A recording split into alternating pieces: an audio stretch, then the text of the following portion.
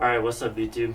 I'm going to be doing a video on this thing and telling you what my top 5 most hated things about this car. It's an Srt4. Everybody on this channel knows that I drive this Srt4 Caliber and it's built. So I'm just going to go over the top 5 things that I hate about this car. Number 1 is this car is old. It was made in 2008 and between 2008 and 2009, and there was about 4,500 cars or these made. So it is kind of it's old. It's getting there, and the thing is there's a lot of discontinued parts on this car when it comes to like oil pumps, like transmission cables, just random stuff, and it's very annoying because if something breaks on the car, you either have to find like a part out, or if someone's selling it on Facebook or somewhere. So that's the number one thing that sucks about these cars that I hate. I haven't ran into any issues about the car or discontinued parts because I haven't broke anything on the car that is discontinued, and hopefully, cross my fingers, knock on wood, that I do not. Little things too, like companies. There's barely any companies out there that make parts for these cars now. There's like maybe like 3 companies off the top of my head, and it's hard to even find like a full catback exhaust for this car. There's people that make downpipes for the car, but you really just have to go to like a muffler shop or a machine shop to have a catback out the back of this car.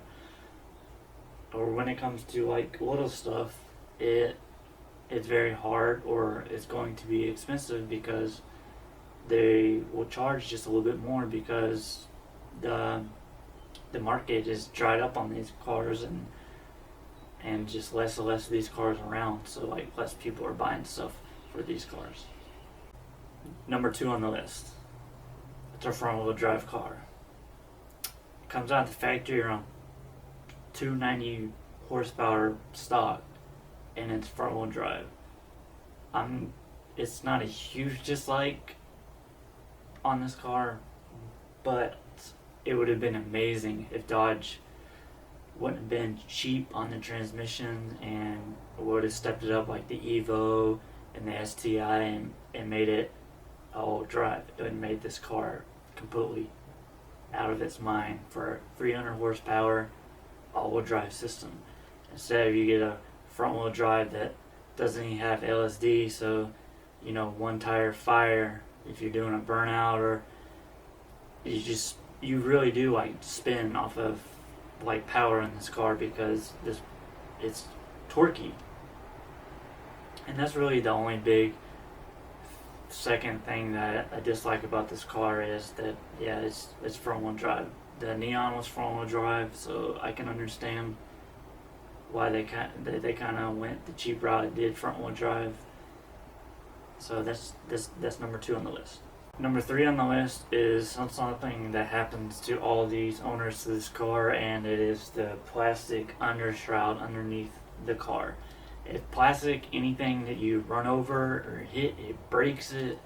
What's connected to it is the brake dust, or not the brake, they call it dust shroud or something like that, where it pushes air into the brakes to actually cool the brakes off, which I don't know if it actually performs its purpose. But it just sucks that like there's no company out there that, there was one person out there that made it, but I don't think they make it anymore, like aluminum undershroud, because it kind of sucks that like this car like has like, it connects like where the fender liner is, so like it eats it up if you have a fender liner. If you don't have a fender liner, the TIPM gets corroded from water if you leave it outside, or if you don't garage keep it. So like that's the main thing, is they have new ones, like you can buy them from the dealership, the plastic ones, but man, they're expensive. They break easy. Like anything that gets hit up underneath the car, it's just plastic, and it just shatters, and like you just have plastic break off everywhere. So like that's my number 3 bad thing about this car when it was produced. So we'll talk about number 4. So number 4 is the back of the hatch. So the back of the hatch has this like little dip right above the hatch. It's like a small, like almost like crevice in the hatch. And this is a problem that I've ran into because I used to keep my car outside. I kept it outside for like say 4 months or something like that before I bought my house, and it has garages, thank God. Water would sit in the crevice and it would actually kind of like eat away the paint, and that was just one of the big concerns. And I feel like a flaw that they made in the hatch was just like this dip, and water and dust, dirt, stuff would just collect there, and it would just eat away the paint. Alright, so number 5 on the list. So number 5, when I bought the car, when I first bought it, I noticed that water was in the floorboard of the driver's seat, and I was like, what is this? And so got on some forums, and I have a sunroof on this car. So number 5 on the list is the drains that are on the sunroof. I don't know if it's for like this for any car, but this car, a lot of people have it in or see that there's water in the floorboard, and the number one thing is it's either the sunroof drains are clogged or it got disconnected from the sunroof. And it's not a big thing, but these are the things that I ran into since I've had this car. I've had it for 7 years. It's fully built, Sidewinder, big turbo, and I haven't ran into any major issues, but these are the top 5 things that I ran into and dislike about this car. Really, performance-wise, the car is amazing. Doesn't really lack of anything. But the sunroofs, the sunroof, everybody has problems with it from rain. So, so these are my top 5. If you have any other like problems or bad things that you dislike about the car, comment below. I would like to hear the information on it. Subscribe, like, kind of share this, because like this is just a channel where I have the built Caliber, and I have a 370Z that I'm basically modding out and getting that ready for the track. I will be coming out with the top 5 best things about the car that I like, but I would just like to start off with the 5 worst or things that I dislike about the car. So thank you for watching, and stay tuned for more videos of this car.